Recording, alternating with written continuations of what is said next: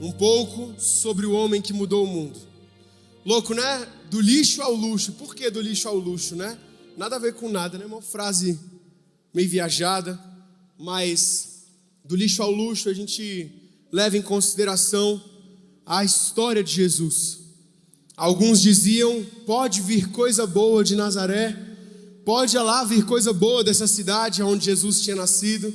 A gente fala sobre aquele Jesus que nasceu lá dentro do celeirozinho ali, no meio dos animais, não nasceu num quarto, não nasceu em um local glorioso, o nosso Messias, mas nasceu ali no fim de mundo, onde ninguém imaginaria que ele teria nascido, e terminou assentado ao trono, igual a nossa palavra diz, a palavra de Deus, hoje assentado à direita do Pai. Então por isso, do lixo ao luxo, e eu gostaria de falar com vocês hoje sobre a história desse homem. Se você puder abrir para mim, por favor, em Gálatas 4, versículo 4 e 5. Gálatas capítulo 4, versículo 4 e 5.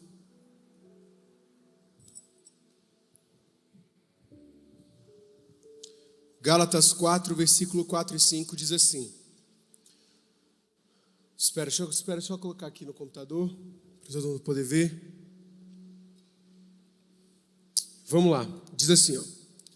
Mas quando chegou a plenitude do tempo, Deus enviou o seu Filho, nascido de mulher, nascido sob a lei, para resgatar os que estavam sob a lei, a fim de que recebêssemos a adoção de filhos. Senhor, muito obrigado, Deus, por essa noite, muito obrigado por esse momento, muito obrigado, Senhor, por essa palavra. Eu te peço, Senhor, para que não venha estar sendo, Jesus, as minhas palavras, Deus, que não venha estar sendo, Deus, aquilo que eu falar, que o Senhor venha estar, Senhor, sendo o Senhor através de mim, que o Senhor venha estar me usando, que o Senhor venha estar, em nome de Jesus, mudando as nossas vidas nessa noite, nos levando, Senhor, ao arrependimento, nos levando à mudança de mentalidade, que em nome de Jesus, Deus, o Senhor venha estar realmente vindo, Senhor, ao nosso espírito, e não só tocando mente e coração, Deus, mas vindo diretamente aos nossos espíritos, em nome de Jesus, amém, amém. Gente, primeira coisa que eu gostaria de falar com vocês, o tema é um pouco sobre o homem que mudou o mundo. O tema, relembrando, é um pouco sobre o homem que mudou o mundo. Primeira coisa que eu gostaria de falar com vocês é sobre a sua infância. Na palavra de Deus diz que, Mateus 1, 22, assim, ora, isso tudo aconteceu para que se cumprisse o que fora dito pelo Senhor por intermédio do profeta. Eu vou lendo agora para vocês alguns textos que vão comprovando e a Bíblia faz questão de deixar claro que as coisas que aconteciam na vida de Jesus eram cumprimentos de promessas que já tinham sido faladas.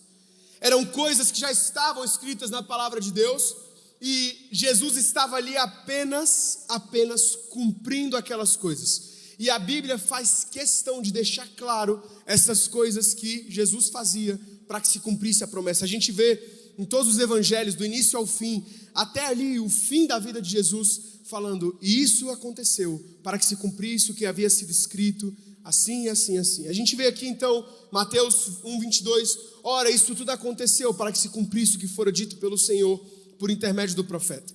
Uma coisa que a gente tem que entender, que a gente leu em Gálatas 4, é que Jesus veio na plenitude dos tempos. Jesus, ele veio no melhor momento que ele poderia vir. No melhor momento. Fala que ele veio na melhor situação. Por quê? Naquele momento, era o último governo mundial que aconteceu, que era o governo dos romanos.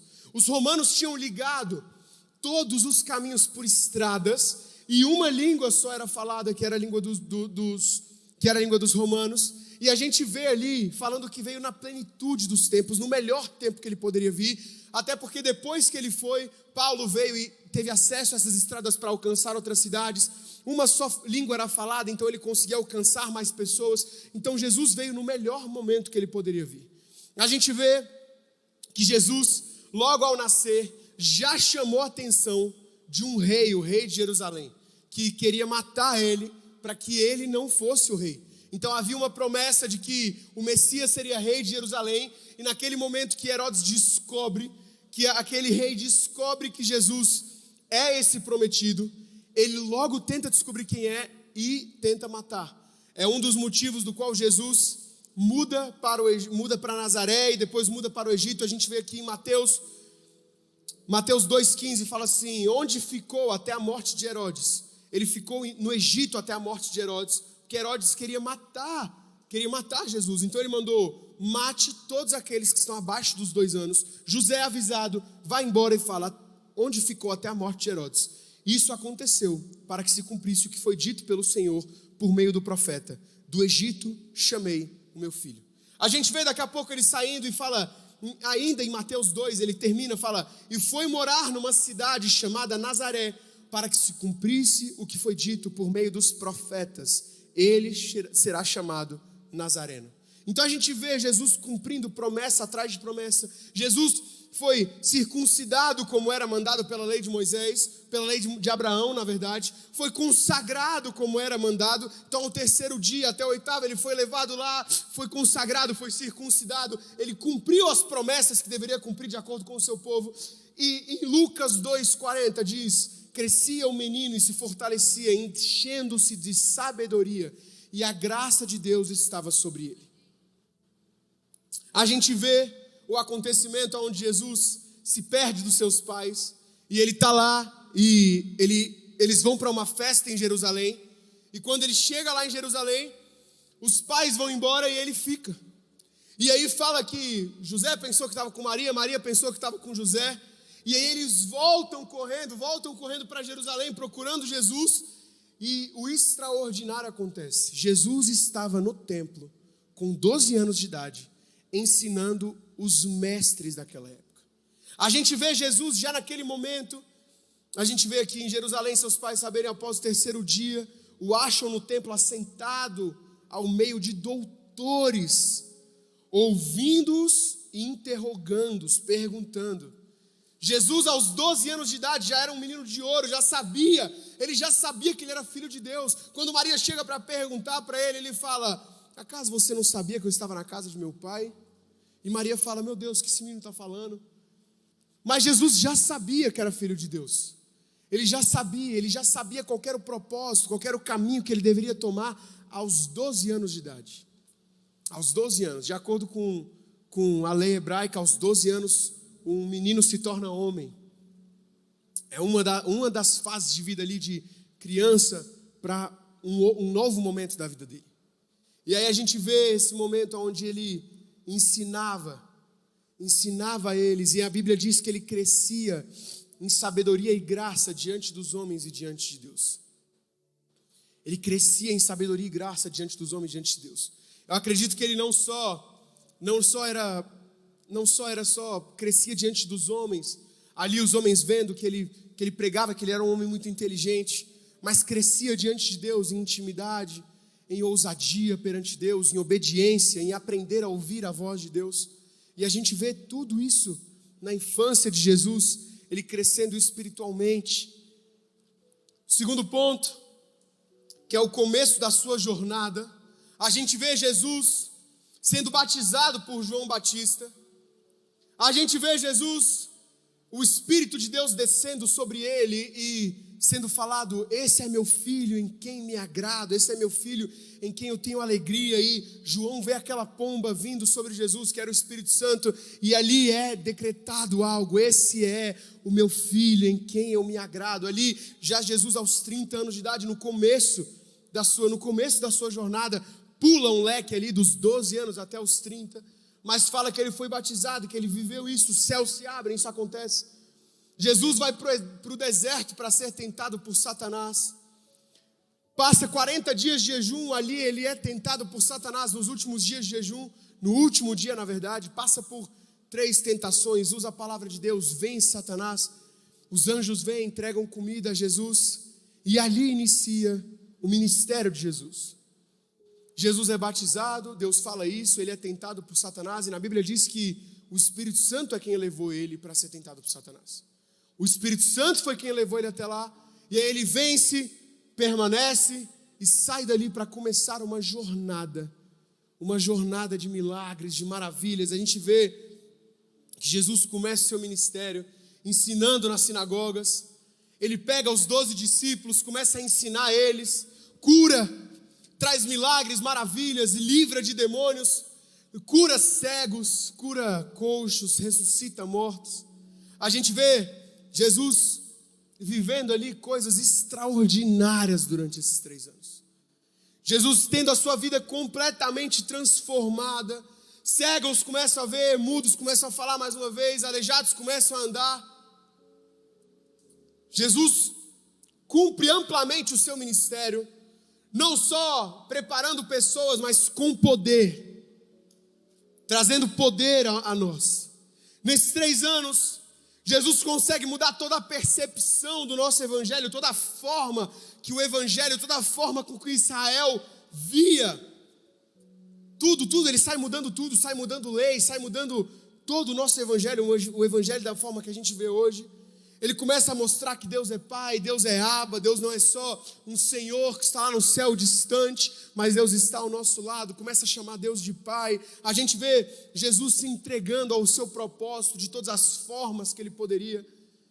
Ele mostra a sua graça, como nós podemos ter intimidade, como podemos sentir o amor de Deus.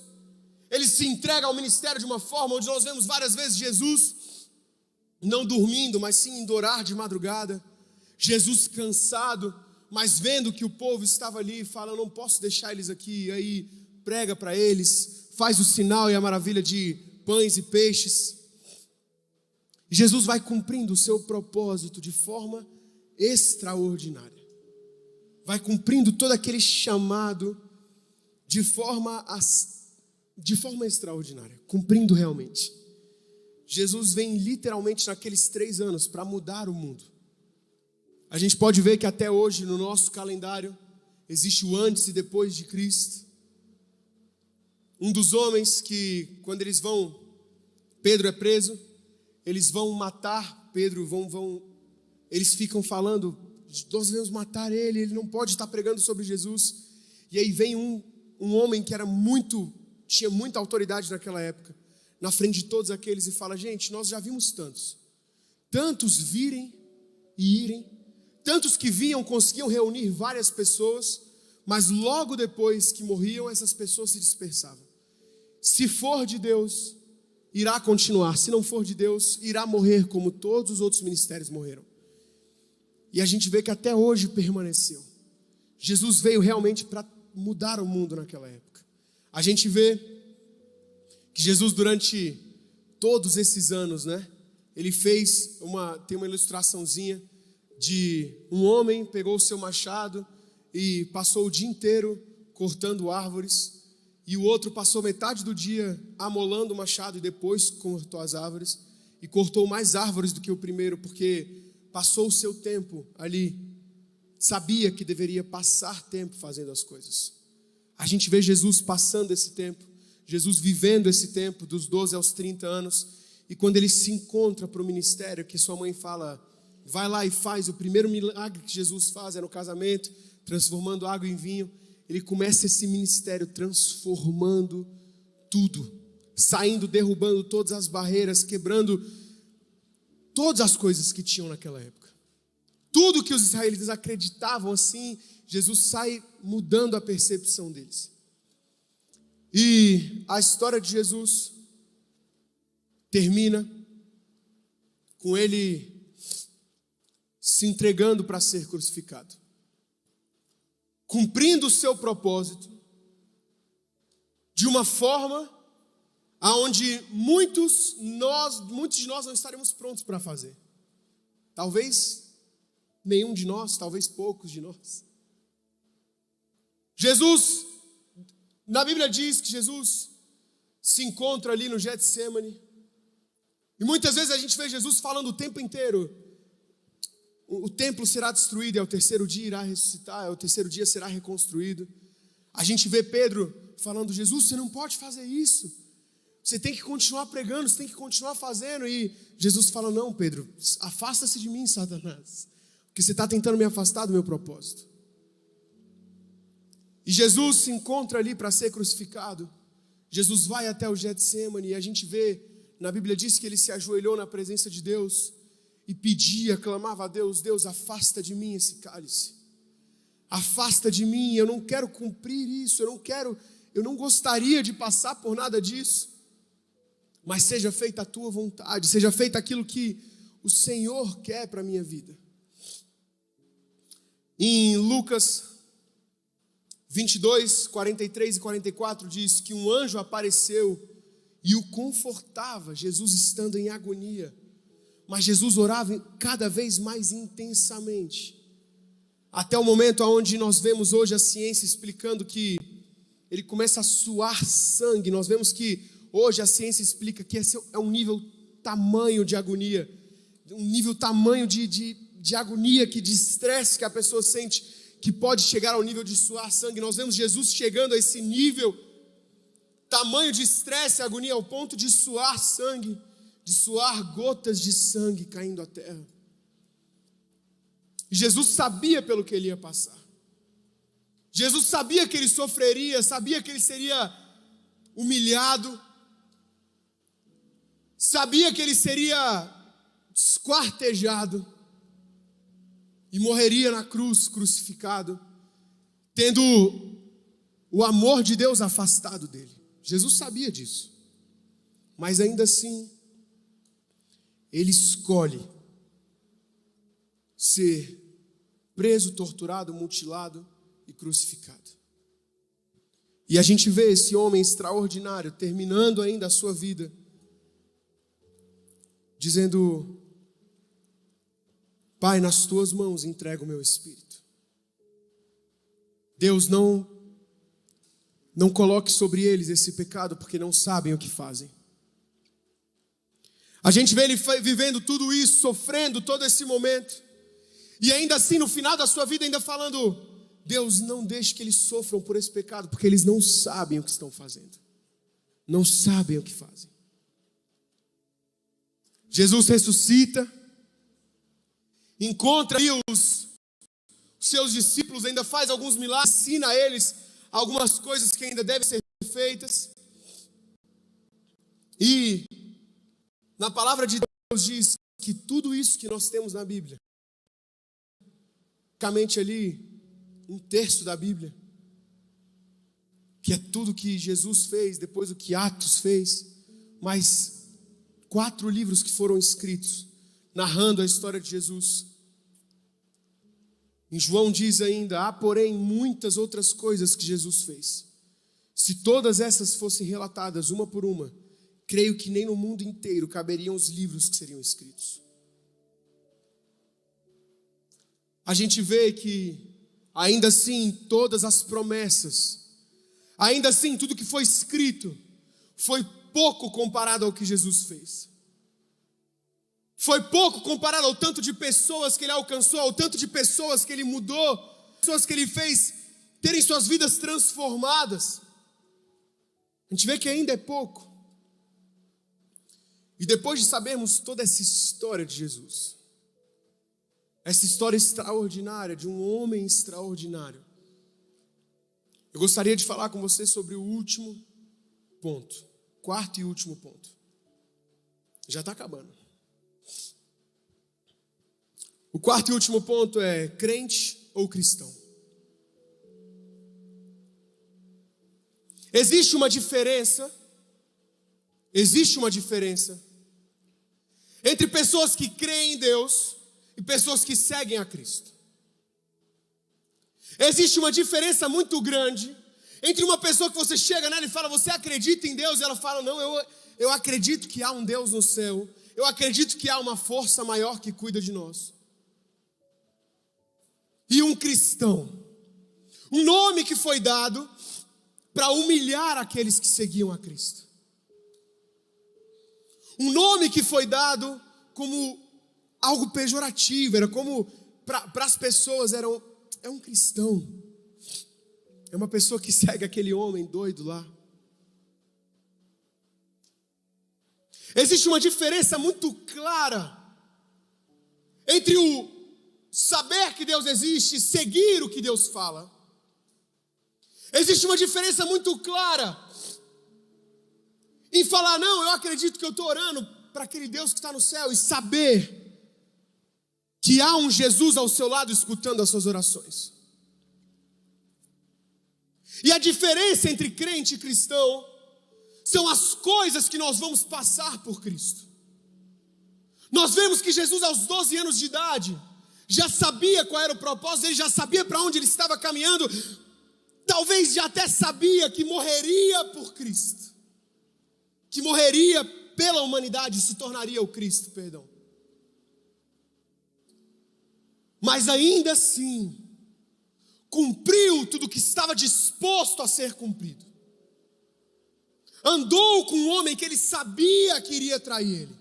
A gente vê na Bíblia muitas vezes, Jesus já sabia que Judas iria trair ele, mas ainda assim andava com Judas, ainda assim não tratava Judas de forma diferente, ainda assim comia na mesma mesa daquele que saberia que trairia ele.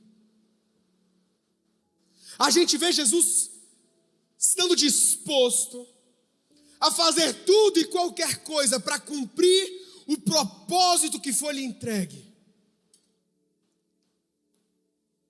A diferença entre crente e cristão está aí. Entre entendermos a crucificação de Cristo e entendermos que há um propósito, há algo maior do que o que fomos chamados. Nós não podemos esquecer isso. Não podemos nos esquecer que a pastora Bianca falou que foi falada uma palavra no congresso de mulheres que ela estava, e eu nunca tinha parado para prestar atenção nisso, mas não da forma com que foi falado. A gente vê na Bíblia dizendo que Jesus toma os nossos fardos, toma o fardo que a gente carrega, a gente estava falando sobre isso hoje de manhã. Mas ele não deixa de entregar o fardo que é dele. Na Bíblia diz que o fardo de Jesus ele é mais leve, mas não fala que quando começamos a andar com Jesus o fardo se vai. Talvez não. Quando começamos a caminhar com Jesus, a nossa vida é transformada. Se realmente acreditamos no que estamos vivendo, coisas começam a acontecer. Na Bíblia diz que os sinais acompanham os que creem. Aqueles que são cristãos vão curar, vão expulsar demônios, vão ser picados por serpentes e não sentirão o seu veneno. Na palavra de Deus diz que aqueles que caminham com Deus não precisam mais sentir ansiedade, porque colocam ela perante o Senhor, e a paz que excede todo entendimento toma o nosso coração. Na palavra de Deus diz que não precisamos mais nos preocupar com o amanhã, mas talvez a gente esqueça que essas coisas são tiradas, mas um fardo é colocado. Sabe qual fardo é colocado? O fardo de muitas vezes sermos chamados de loucos. O fardo de muitas vezes estarmos seguindo a Cristo e falar o que eu fiz, e falar, eu não vou beijar na boca da minha namorada até o dia do meu casamento. E você vê pessoas virando para você e falar, você está maluco? Você está louco? Vê várias vezes eu ali andando no shopping, aí esses dias aconteceu isso, eu estava andando com a Bia, eu falei, querida, tinha uma mulher andando com a tala no pé, e aí a gente estava numa hamburgueria um dia, eu orei para uma mulher que estava com a tala no pé, ela foi curada, graças a Deus, e a gente, depois que o pastor Tom veio aqui, a gente está orando por isso, e a gente estava lá, e tinha uma mulher mancando assim, na C&A, e aí eu falei, amor, eu passei assim, falei, oi, licença, tudo bom, bom dia. O que aconteceu com a sua perna? Ela falou, não, eu fiz uma cirurgia e tal. Eu falei, eu posso orar pela senhora? Ela falou, não, já tem muita gente orando por mim, obrigado. Ser cristão muitas vezes é passar vergonha para cumprir aquilo que é dado para a gente. É ir na contramão do mundo. É ver todo mundo fazendo as coisas normais do dia a dia e você falando, não, eu escolho não fazer isso. É ver as pessoas pecando e fazendo coisas que a palavra de Deus diz que é errada, e você fala, não, eu vou seguir um caminho diferente. Ser cristão é ser separado. É pegar e vem cá. Agora é um novo estilo de vida. Agora são novas coisas. Você não vai mais viver aquelas coisas, mas agora há um novo tipo de fardo a ser carregado. A gente conhece várias histórias de, por exemplo, um muçulmano que chegou para os seus pais e falou para eles que era cristão. E antigamente vivia um fardo de não seguir a Cristo. E aí falou para os seus pais que era cristão. E a família dele começou a perseguir ele para matar ele. E nós conhecemos um pastor muito amigo nosso que conheceu esse cara que falou sobre essa história.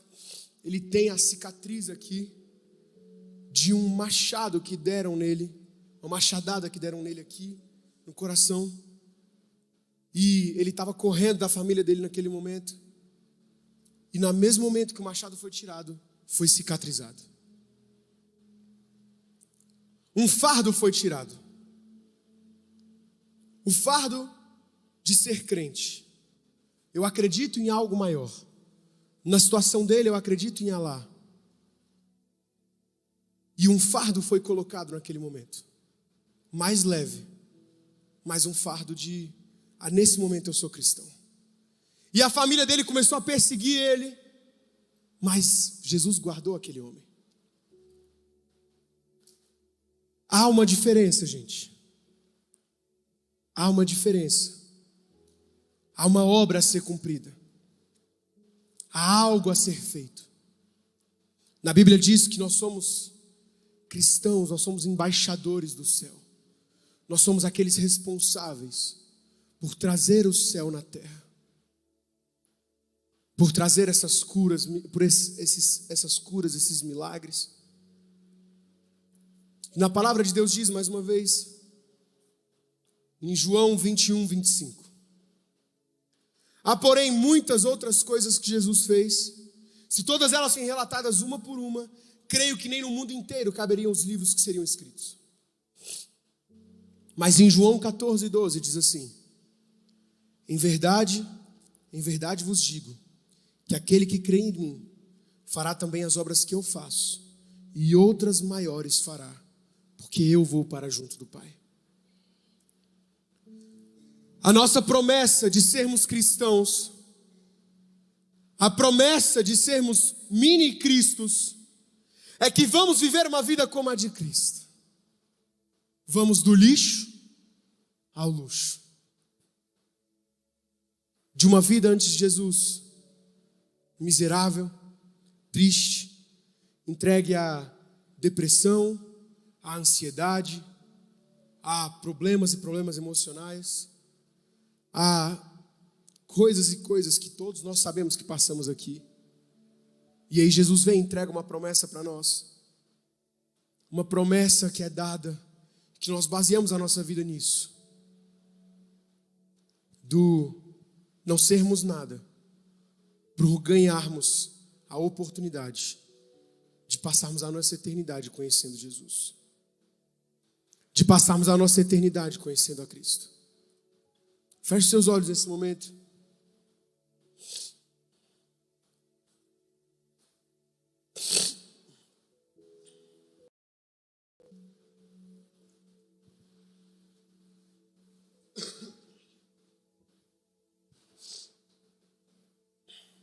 Pode apagar todas as luzes, por favor.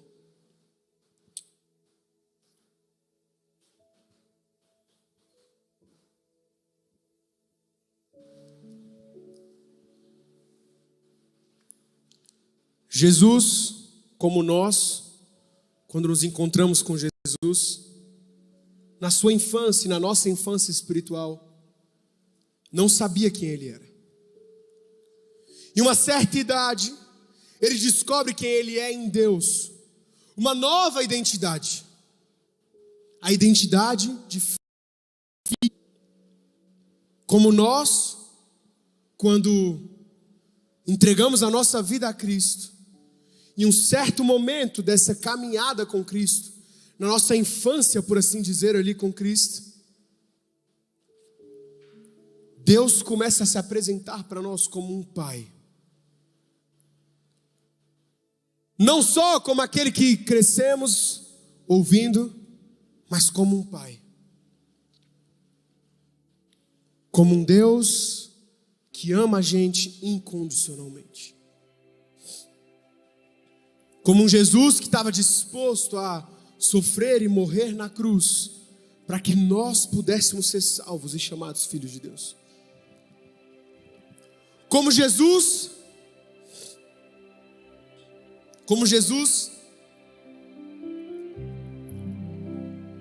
certo momento da nossa caminhada, descobrimos que há um propósito a ser cumprido. Há algo maior pelo que eu e você fomos chamados no mundo. Há algo além de crescer, estudar, trabalhar, ter sua aposentadoria e morrer. Há algo além disso. Há algo muito maior.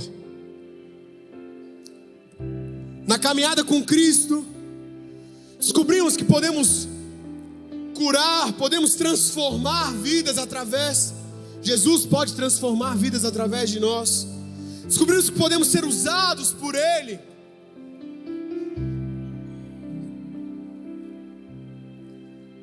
E como no final da sua vida,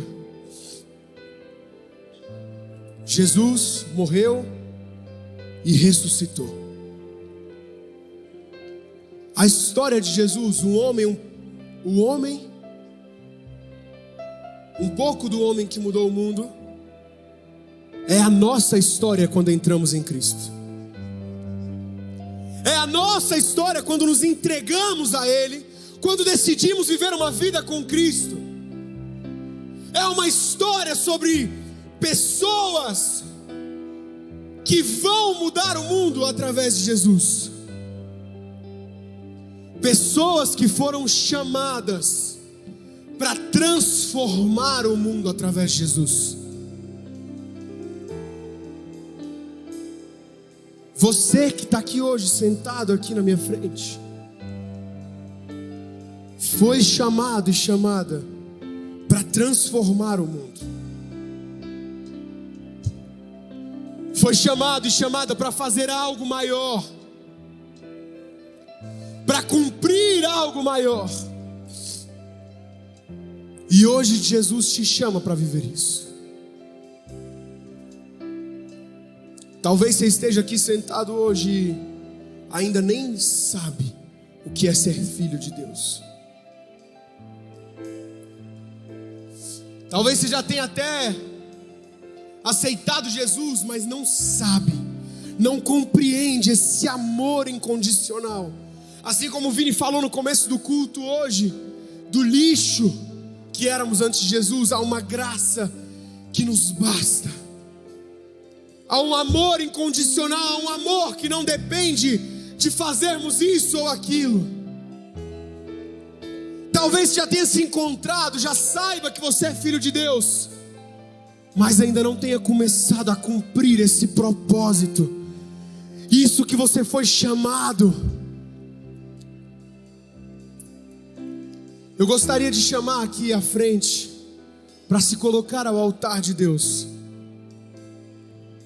esses dois, aqueles que acreditam que talvez ainda não conhecem esse amor de Deus, ainda não sabem a forma com que Deus te ama, que ainda não reconhecem ou ainda acham, cara, eu não consigo me ver, não consigo ver Deus como meu Pai.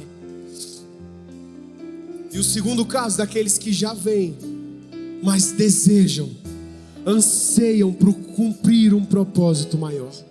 Pode vir aqui na frente, se ajoelhar não perante mim, mas perante Cristo, perante Jesus, para cumprir algo maior, para começar a ser conhecido não como um crente, mas como um cristão. não como apenas alguém que conhece Cristo, mas como alguém que sabe que é filho de Deus e sabe que há algo maior a ser feito.